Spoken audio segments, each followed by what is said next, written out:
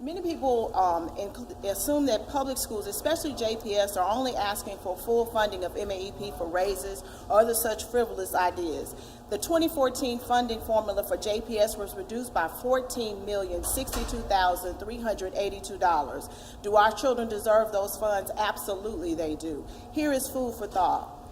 JPS is the second largest school district in the state of Mississippi and the only urban school district in the state, with approximately 28,000 scholars, 2,200 teachers, and 2,100 administrators and other staff members. Over the past 3 years, in order to close the technology gap, JPS, using their local funds and their federal E-rate dollars, have spent approximately $3.2 million to provide infrastructure to every classroom in our 7 high schools and most of our classroom in our 10 elementary schools. We are still seeking an additional $3 million to equip our elementary schools, which are 39. We believe that our scholars deserve at least one place that they can access the World Wide Web so that they can be on the same level to compete with scholars from neighboring states, especially since the most recent history book ends with the first election of President Barack Obama. Our children deserve $14 million. JPS encompasses 61 buildings, where 26% of them are between 45 and 54 years old, and 38% of them are between 55 and 64 years old, many of them built without air conditioning.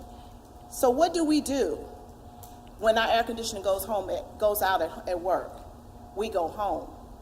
What happens at 10 o'clock when our students are taking state assessments and the air conditioning goes out? Our students continue to work, sweat, and focus on the task at hand to show how much they've learned. The most recent HVAC replacement at Lanier High School cost our district approximately $6 million. As of today, Forest Hill High School has been declared an emergency because there is no air conditioning in the main building. Approximate cost of a temporary fix, $500,000. Do our children deserve $14 million?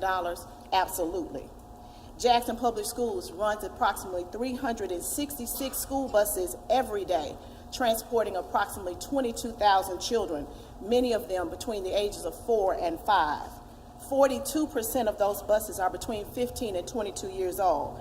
I ask, what do you do when your car is approximately 15 years old? More than likely, you get a new one.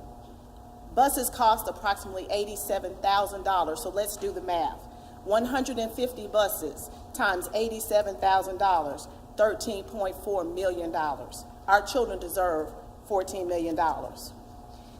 Because of our free and reduced lunch rates that exceeded 92%, JPS took advantage of the federal CEP program, and now every one of our scholars eats free breakfast and lunch, many of them the only meals that they receive during the day. Consider this.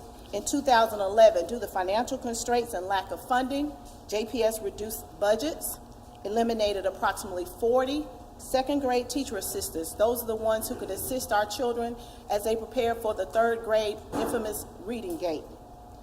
We eliminated approximately 28 school safety officers at our elementary schools and now have implemented physical locking systems to manage our entrance and exits. We've reduced salaries of administrators, eliminated a deputy position. We've heard that our students are not performing. Consider this, 7 of our schools are A, 6 are Bs, 21 are Cs, 16 are Ds, and only 8 are Fs.